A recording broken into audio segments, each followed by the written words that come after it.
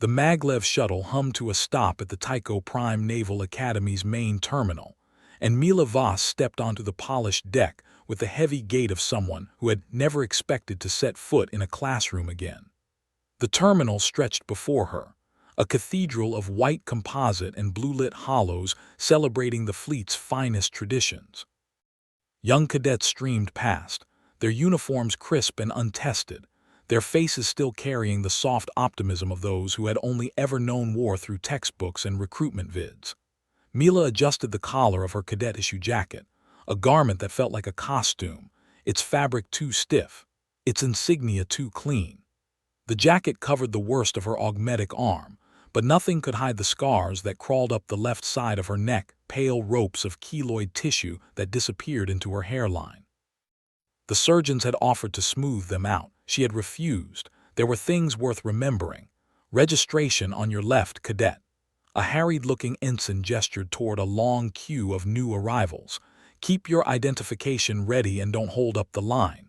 Mila said nothing, merging into the stream of young bodies. She could feel their eyes on her, curious glances, whispered questions. At 38, she was nearly 2 decades older than most of these recruits, and her body told a story their academy brochures didn't cover. A tall young man with captain's pips already stitched to his collar, an honor cadet, she guessed, stepped into her path. Bit old for basic training, aren't you? His smile was practiced, the kind of smirk that expected laughter from an audience. What happened? Did you get demoted? Or did your colony finally scrape together enough credits to send its oldest volunteer? A few nearby cadets chuckled. Mila met his eyes. I'm here to learn, same as you. Same as me, he laughed, shaking his head. I'm Cadet Captain Renner, top of my preparatory class on Proxima Station. You'll be in my training cohort, which means you'll be following my lead. Try to keep up. He walked away before she could respond, which was for the best. Mila had learned long ago that words wasted on those who wouldn't listen were words better spent on breathing. She reached the registration desk. A bored-looking officer tapped at a console without looking up. Identification. Mila pressed her palm to the scanner. Her fake profile had been crafted by Fleet Intelligence's best forgers. Valen Cross, age 37, late enlistment from a frontier agricultural settlement.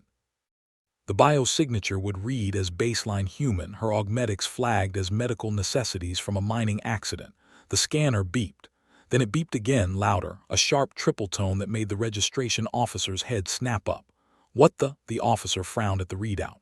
Priority classification flag, that doesn't make sense. Mila kept her expression neutral. Is there a problem? The system's registering a conflict. Your ident says civilian background, but your neural mapping is showing. The officer trailed off, eyes widening slightly. Deep tissue combat integration, military grade, that can't be right. In the observation gallery 3 levels above, hidden behind polarized glass, a figure in a general's uniform watched the exchange on a private monitor. General Takeda's weathered hand pressed a control on her wristband. The registration console flickered. The flag vanished. System glitch, the officer muttered, shaking his head. These updates are going to be the death of me. You're cleared, Cadet Cross. Report to Barracks Building Orlia, Room 712. Your orientation packet is uploading now. Mila withdrew her hand and walked toward the transit corridor. She did not look up at the observation gallery. She didn't need to. She already knew who was watching. The tactical simulation chamber was a dome-shaped room lined with holographic projectors and Neuralink terminals. Cadets filed into their assigned stations, strapping into harnesses that would translate their commands into the shared virtual battle space. The morning's exercise was a standard defensive scenario: protect a civilian convoy from raider forces while maintaining orbital perimeter integrity. All right, listen up. Instructor Vance strode the center aisle like a performer commanding a stage. He was 45, handsome in a weathered way, with a voice calibrated to inspire confidence. The cadets adored him.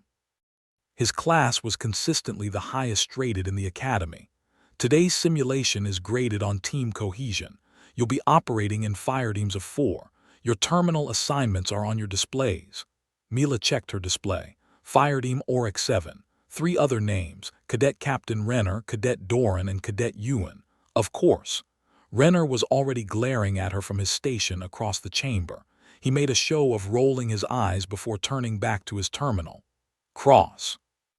Doran, a thick-necked young man with a sniper's targeting patch, fell into step beside her. Renner says you've got no combat certification. That right? That's right. Then stay on the perimeter guns and don't touch anything else. We've got a squad score to maintain. The simulation initialized. The virtual battlespace bloomed around them, a star system rendered in perfect detail, with a civilian convoy lumbering toward a jump gate while sensor contacts flickered at the edge of scan range. Renner's voice came over the squad channel. Standard arrowhead formation. Doran on long-range targeting, Ewan on shields, Cross on perimeter guns. I'll coordinate. Nobody deviates.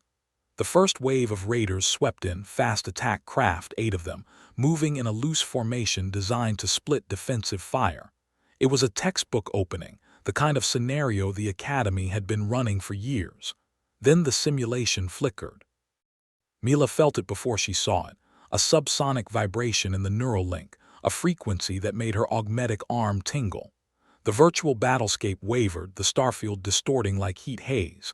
And then it changed. The civilian convoy vanished. The raider formation dissolved. The jump gate shredded itself into a debris field of impossible complexity. A planet loomed ahead, a gas giant banded in rust and methane, its rings glittering with the wreckage of what had once been a fleet. Mila's breath caught in her throat. Charybdis Station. She knew this place. She had been here. 16 years ago, when the Xeraxian hive had ambushed the Federation's Third Fleet, turning what should have been a routine resupply into a slaughterhouse that claimed 11,000 souls. She had been one of 47 survivors. What the hell is this? Ewan's voice cracked over the channel. This isn't the convoy scenario. Renner was already cursing. It's the Charybdis massacre sim. Someone must have loaded the wrong file. Command, we need an abort. Negative. Instructor Vance's voice cut in, calm and clinical. Consider this an adaptability test, cadets. You wanted to be officers. Prove it. The simulation did not wait. 3 Xeraxian hive ships materialized from the rings, their organic hulls glistening with sensor-dampening secretions, and the killing began. Doran's long-range fire splashed uselessly against the lead hive ship's forward shields. Ewan's shield distribution collapsed under the first coordinated barrage. Renner was shouting orders, good ones by textbook standards, but every maneuver he called was a counter to tactics the Xeraxians had abandoned decades ago. They're flanking us, Mila said. I can see that. No, you're watching the decoys. They always send decoys through the ring debris. The real strike comes from the magnetic pole. Renner didn't answer. He was too busy trying to reform a defensive line that no longer existed. Mila's hands moved. Her fingers flew across the command interface, bypassing standard protocols, diving into the raw tactical architecture that cadets weren't supposed to know existed. She triggered a manual override on the perimeter guns, swinging them away from the obvious threat vector. She redistributed power from the non-essential systems, life support, crew quarters, mess hall, to the forward batteries. She reconfigured the shield harmonics to counter Xeraxian plasma resonance, a trick she'd learned from a chief engineer who had died in her arms on this very battlefield. 37 seconds. That was how long it took her to rebuild the defensive grid from scratch. The hive ships emerged from the magnetic pole exactly where she had predicted. Her repositioned guns were waiting. 5 seconds of concentrated fire, and the lead ship's core detonated. The shockwave disrupted the other two, and her shield harmonics absorbed their counterstrike with 32% capacity to spare. All guns, focus fire on the wounded hive ship, she said. Her voice was flat. It was the voice of someone who had given this same order 100 times in 100 different hells. Target the forward sensor cluster. They'll retreat if they're blind. The simulated Xeraxians retreated. The scenario ended. Silence filled the simulation chamber. The silence lasted exactly 7 seconds before Cadet Captain Renner tore off his Neuralink harness and surged to his feet. What did you do? His face was flushed, his composure shattered. That wasn't a standard override. Cadets don't have access to raw tactical architecture. How did you do that? Mila unstrapped herself with deliberate calm.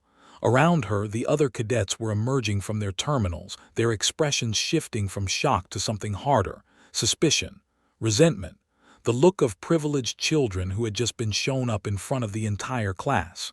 "You cheated," Doran said. He was already moving to block the aisle. "Nobody who scored 0 on combat certification pulls off a maneuver like that. Who programmed that override into your terminal?" "Nobody programmed it," Mila said. "I accessed it manually." "That's not possible." Ewan's voice was thin with anger. "I'm top of my engineering track. I don't know how to access raw architecture. There's no way some frontier recruit with a fake arm." "Ewan." Instructor Vance's voice cut through the rising tension. He was standing at the observation pulpit, his arms folded, his expression unreadable. "Stand down." "But sir," I said stand down." Vance's eyes moved to Mila, and for a fleeting instant something flickered in his gaze, something cold, something calculating. "Cadet Cross, report to the administrative wing. Admiral Corso wants to speak with you." The room fell quiet again, but it was a different kind of quiet now. Not shock, watchfulness. Mila walked toward the exit. As she passed Renner, he leaned close. "I don't know what you are," he whispered, "but I'm going to find out." She didn't break stride. The administrative wing was a separate tower connected to the main academy complex by a transparent skybridge. Mila crossed it under the watch of 2 security officers who had materialized at her side the moment she left the simulation chamber. They didn't speak. They didn't need to. Admiral Corso's office occupied the top floor. The Admiral himself was a severe man in his late 60s, with a face like carved granite and eyes that had watched too many casualty reports scroll across too many screens. He sat behind a desk that was bare except for a single data slate. "Sit down, Cadet Cross." Mila sat. Corso studied her for a long moment. Then he turned the data slate around so she could see the display. It showed the simulation logs, every command she had entered, every override she had triggered, every tactical adaptation she had made in those 37 seconds. "I've been commanding officers for 40 years, Corso said. "I've trained admirals, I've buried captains, and I have never in all that time seen a cadet fight like a Tier 1 combat veteran." He leaned forward. "So I'm going to ask you once. Who are you and why are you in my academy?" The door behind Mila opened. "She's here at my request, Admiral." General Takeda stepped into the room. Her uniform was immaculate, her silver hair pulled back in a severe bun, and her presence filled the space like a pressure change. Admiral Corso rose to his feet, his expression shifting from suspicion to something closer to alarm. "General Takeda, I wasn't informed." "No one was informed." Takeda closed the door. "That was the point." Mila remained seated, her face betraying nothing. But inside, where the old soldier lived, she felt the familiar tightening of a mission about to enter its true phase. The hunt was beginning. Admiral Corso did not sit back down. He stood behind his desk, hands clasped behind his back, his posture rigid with the tension of a man who had just discovered a predator in his garden. "Explain," he said. General Takeda gestured for Mila to stand. "Admiral, meet Master Sergeant Mila Voss. 16 years of active combat service. 8 campaigns against the Xeraxian Hive. Recipient of the Federation Star, the Crimson Nebula, and the Titan's Wreath. Sole survivor of the Iron Valkyries, the unit that held the Charybdis evacuation corridor for 9 hours against an enemy that outnumbered them 60-1. Corso's face had gone pale. "The Iron Valkyries. I thought there were no survivors." "You thought wrong." Mila's voice was quiet. "There was one." The Admiral turned on Takeda with barely restrained fury. "You planted a decorated war hero in my academy under a false identity. Do you have any idea what the political fallout would be if this got out? The families of these cadets are the reason she's here." Takeda drew a data slate from her coat and placed it on the desk. A holographic display shimmered to life, showing a cascade of deployment schedules, personnel rosters, and casualty projections. For the past 8 months, cadet deployment schedules have been reaching Xeraxian remnant forces before the cadets themselves arrive at their postings. 6 ambushes, 342 dead graduates. Someone inside this academy is selling futures. Corso stared at the data. "That's not possible. Our security protocols." "Your security protocols are designed to stop external threats." Mila spoke without rancor. This is an internal one. Someone with access to training schedules, performance evaluations, and deployment assignments. Someone who knows which cadets will be sent where and when. She met the Admiral's eyes. Someone who's been here long enough to be trusted. And you believe you can identify this person. I've already started. Mila reached for the data slate and pulled up a new display, a web of names, connections, and behavioral annotations. A trader who sells deployment schedules operates like a predator. They need to identify the most valuable targets. That means they need access to performance metrics. They need to be in a position to observe which cadets show the most potential, which ones get the most prestigious assignments. She tapped a cluster of names. That narrows the list to faculty with direct instructional contact. Corso studied the display. You're talking about my instructors. I'm talking about the person who's been killing your graduates. Mila's voice hardened. In the simulation today, someone changed the scenario. It wasn't a system error. It was a deliberate override, a test, I think, to see how I'd react. They wanted to know what I was, which means they already suspected I wasn't what I appeared to be. Who has the authority to override a simulation scenario mid-exercise? Corso's jaw tightened. The instructor of record, or anyone with senior faculty credentials. He paused. Instructor Vance was running the exercise. General Takeda and Mila exchanged a glance. Vance is popular, Takeda said. Charismatic. His cadets love him. He's also been at the academy for 9 years, which puts him in position for every ambush on record. That's not proof, Corso said. No, Mila agreed. It's not, which is why I'm not done. She straightened, her augmetic arm humming softly as she adjusted its calibration. I need to stay undercover. Vance knows something's wrong. The simulation change proves that. But he doesn't know what I know. If I can draw him out, get him to make a mistake, we'll have what we need. And if he tries to eliminate you first, Mila's smile was thin and entirely without humor. He's welcome to try. The door chimed.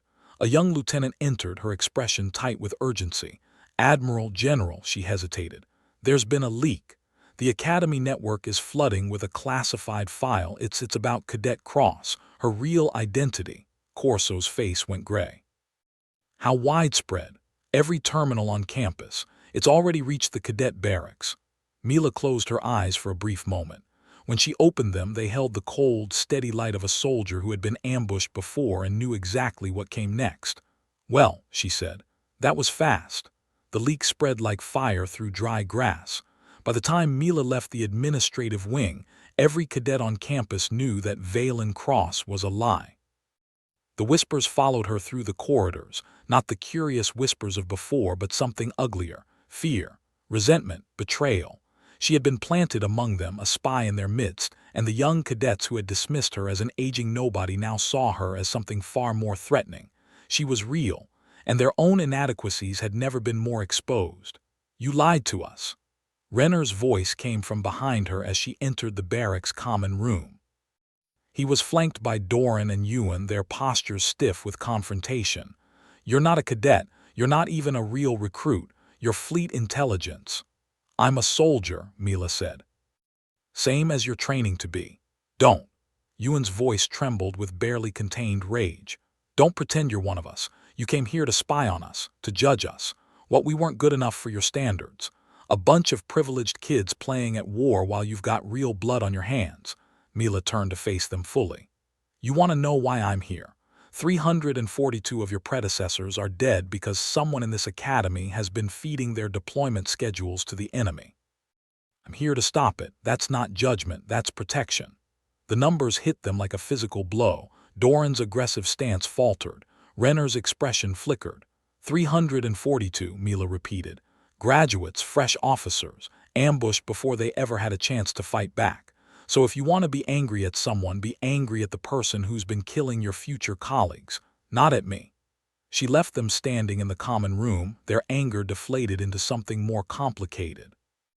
Mila spent the next 36 hours working. She had been given access to the Academy's personnel archives under General Takeda's authority, and she combed through them with the methodical intensity of someone who had spent years analyzing enemy intelligence. Vance was the obvious suspect, but obvious didn't mean guilty. She needed more. The break came from an unexpected source. Cadet Ewan appeared at her door at 3 in the morning, her eyes red-rimmed and her hands shaking. "I found something." Mila stepped aside to let her in. "What kind of something?" After what you said, I started looking." Ewan pulled up her personal data slate. "I'm good with systems, really good. And I thought if someone was accessing deployment schedules, they'd need to cover their tracks, right? So I looked for gaps, places where data had been accessed but the access logs were incomplete. And I found a pattern." Ewan's display showed a network of timestamps and access points. Every time a deployment schedule was compromised, there was a corresponding gap in the archive logs. Someone was deleting their access records, but they couldn't delete the gaps themselves. She highlighted a series of entries. "The gaps all trace back to a single faculty credential. It's not Vance." Mila leaned forward. "Who?" "Commander Harlow, the logistics coordinator. She's the one who compiles the deployment schedules in the first place. She has access to everything and no one ever questions her because she's just the scheduler." Ewan's voice cracked. "But there's more. I checked her personnel file. Before she transferred to Tycho Prime, she served on the FNS Relentless." The name hit Mila like a punch to the sternum. The Relentless, that was part of the 3rd Fleet at Charybdis. Her entire family was aboard, parents, brother. They died in the massacre. She blamed the fleet for abandoning them. Mila was already reaching for her communicator. "You did good work, Ewan. Now I need you to stay here and lock your door. This isn't over yet." But as she stepped into the corridor, the lights flickered. A low vibration rumbled through the deck plates, not the rumble of machinery, but the sharp, percussive shock of an explosion.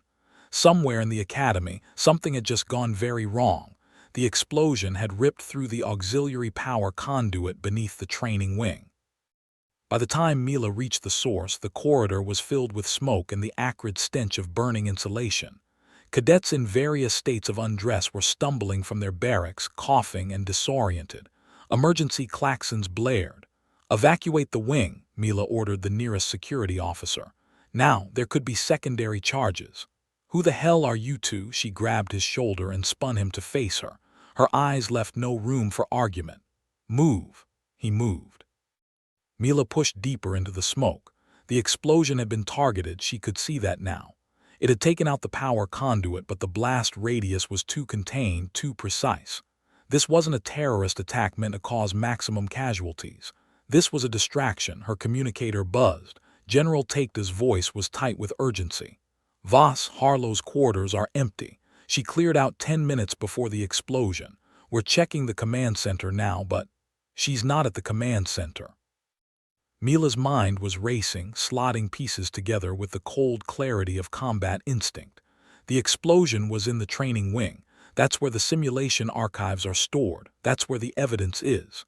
The access logs. If she destroys the archives, the log gaps disappear. There's nothing left to tie her to the leaks. Mila was already moving, her augmetic arm pumping as she ran.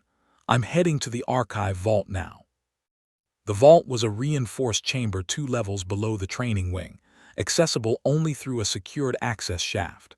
Mila found the shaft entrance blown open, the security door crumpled inward like foil. Someone had used a shaped charge.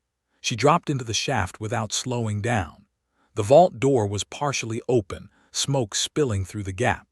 Mila squeezed through and found herself in a nightmare of flickering consoles and sparking data towers. The emergency suppression systems had activated, coating everything in a thin layer of fire-retardant foam, but the archive's primary servers were still online. Commander Harlow stood at the central console, her fingers flying across the interface.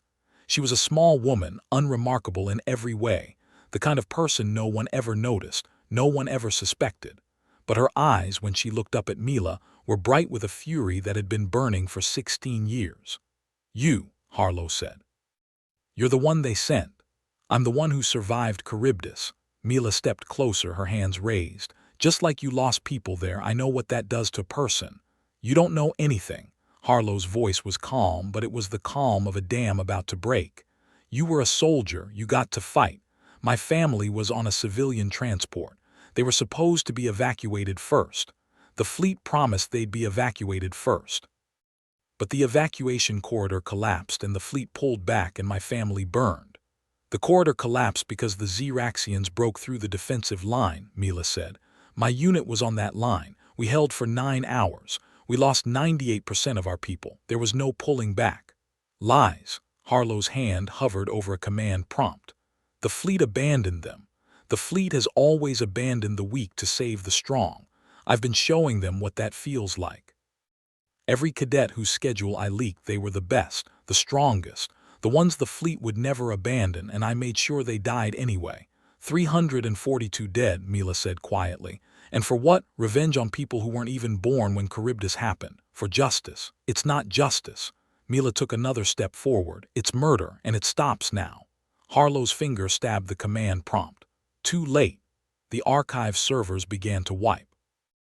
Data cascaded into oblivion, terabytes of evidence dissolving in a cascade of deliberate corruption. Harlow smiled, a terrible expression of triumph and despair. Without the log gaps, there's nothing connecting me to the leaks. Nothing at all. Mila didn't move. You're wrong. About what? About who gave the order to pull back at Charybdis. Harlow froze. What? The evacuation corridor didn't collapse because the fleet retreated.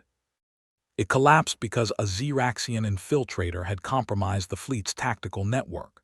A Zeraxian agent, posing as a logistics officer, fed false withdrawal coordinates to the civilian transports. They flew directly into the ambush. Mila's voice was steady, but it carried the weight of someone who had carried this truth for 16 years. The same enemy you've been selling cadet schedules to. The same enemy that killed your family. You've been serving the people who murdered everyone you loved. The color drained from Harlow's face. The hand that had hovered over the console fell limply to her side. No, she whispered. That's not your lying. I was there. I saw the aftermath. I helped recover the bodies. Mila reached into her jacket and withdrew a data chip, old, scarred, the kind of storage device that hadn't been manufactured in over a decade. This is the after-action report from the Iron Valkyries, the original, not the redacted version the fleet released to the public. It names the infiltrator. It names the tactics. It proves everything I'm saying. Harlow stared at the chip. Her entire worldview was crumbling around her, the foundation of her hatred dissolving into ash. Then the vault door slammed fully open, and Instructor Vance stepped through, a plasma pistol raised and aimed directly at Mila's head. You should have stayed in the barracks, Cross, or Voss, or whatever your real name is. Vance's voice was steady, but his eyes held the desperate gleam of a man who had run out of options. Harlow isn't the only one with something to hide. Mila didn't raise her hands. She didn't flinch. She simply turned her head, slow and deliberate, and met Vance's gaze. You were her contact, she said. You fed her the schedules. You gave her access to the simulation archives. When you realized I was getting close, you tried to push me into the open with that unauthorized scenario, make me reveal myself, discredit me.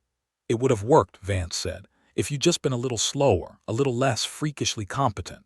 The explosion in the power conduit, that was you too. You wanted to destroy the evidence before anyone could trace it back to you. I've spent 9 years building a career at this academy. 9 years shaping the next generation of fleet officers. I wasn't going to let some scarred-up relic from a lost war tear it all down. Harlow was trembling, her face streaked with tears. Vance, tell me it's not true. Tell me the Zeraxians did. Shut up. Vance's gun didn't waver from Mila. You were useful, Harlow, but you've always been weak. That's why you were so easy to manipulate. All I had to do was point you at the fleet and watch you burn everything down. She wasn't pointing you at the fleet. Mila's voice cut through the tension like a blade. She was pointing you at cadets, children, future officers who had done nothing except show promise, and you killed them. I didn't kill anyone. Vance's finger tightened on the trigger. The Zeraxians did, I just gave them the coordinates. That's the same thing, Vance smiled. It was a thin, joyless expression. Maybe, but I'll be the only one left to tell the story. General Takeda's voice rang out from the vault entrance. No, you won't. Vance spun, but Takeda was faster. The stun round caught him in the shoulder, sending him sprawling, the plasma pistol skittering across the deck. Security officers flooded into the vault, weapons trained on both Vance and Harlow. Mila walked over to where Vance lay gasping and knelt beside him. You wanted to shape the next generation of officers. You did. You taught them what happens when ambition curdles into treason. You taught them that the enemy isn't always on the other side of the battle line. She stood and turned to Harlow. The logistics commander had collapsed against the console, her face buried in her hands. The Xeraxians, Harlow choked out. I gave them all those cadets, and they were the ones who— Yes. Mila's voice held no cruelty, but neither did it hold forgiveness. You'll have to live with that. That's its own kind of sentence. The cleanup took hours. By the time the sun rose over Tycho Prime, Vance and Harlow were in custody. The archive servers were being restored from off-site backups, and General Takeda was drafting a report that would shake the fleet to its foundations. Mila stood at the edge of the Academy parade ground, watching the new cadets assemble for morning formation. They moved with the same bright-eyed energy she remembered from her first day, so many years ago, before Charybdis, before the Iron Valkyries, before her body had become a map of every battle she had survived. Footsteps approached. Cadet Captain Renner with Doran and Ewan a few paces behind. Master Sergeant Voss. Renner's voice was stiff, formal. We wanted to, that is, I wanted to apologize for how we treated you, for what we said. Mila turned to face him. You don't need to apologize to me. You need to be better. The people you serve with deserve better than arrogance. I know, he swallowed hard. I've been reading about the Iron Valkyries, about Charybdis. I didn't even know that battle existed until yesterday. They don't teach it in the preparatory academies. They don't teach a lot of things. Mila looked at the formation of cadets, their faces turned toward the rising sun. War isn't what you see in the simulations. It's not glory or medals or promotions. It's holding a defensive line for 9 hours while your friends die around you, knowing that if you fail, thousands of civilians die too. It's carrying the weight of that for the rest of your life. Ewan stepped forward. But you're still here, you're still fighting. That's the job. Mila allowed herself a small, tired smile. That's always been the job. General Takeda appeared at the edge of the parade ground, her silver hair catching the morning light. Voss, transport's ready. They need you at the Proxima installation. There's another academy there with a similar problem. Another mole. Another generation of cadets who think war is a game. Takeda's expression was wry. And another commandant who's about to have his assumptions shattered. Mila nodded. She turned back to the cadets one last time. Renner, Ewan, Doran. She fixed each of them with a look that was neither harsh nor gentle but simply true. You've got potential. Don't waste it on ego. The universe is full of things that want to kill you, and none of them care about your class ranking. She walked toward the transport, her augmetic arm gleaming in the dawn light, her scars a silent testament to everything the academy couldn't teach. Behind her, the cadets watched her go. They didn't whisper. They didn't mock. They stood in a silence that was, for the first time, something close to understanding. Cadet Captain Renner turned to his squad. Formation drill starts in 10 minutes. Ewan, I want you to pull everything you can find on the Iron Valkyries. Doran, you're helping. We're going to learn what they didn't teach us in prep school. What are you going to do? Ewan asked. Renner watched the transport rise into the sky, carrying Mila Voss toward her next mission. I'm going to stop acting like I know everything, and I'm going to start earning the rank I've been given. The transport broke atmosphere and the stars opened before it, cold, infinite, and full of wars yet to come. Mila Voss settled into her seat, closed her eyes, and allowed herself the briefest moment of rest. The next academy was waiting. The next generation was waiting. And somewhere out in the dark, the enemies of humanity were waiting too. They had no idea she was coming.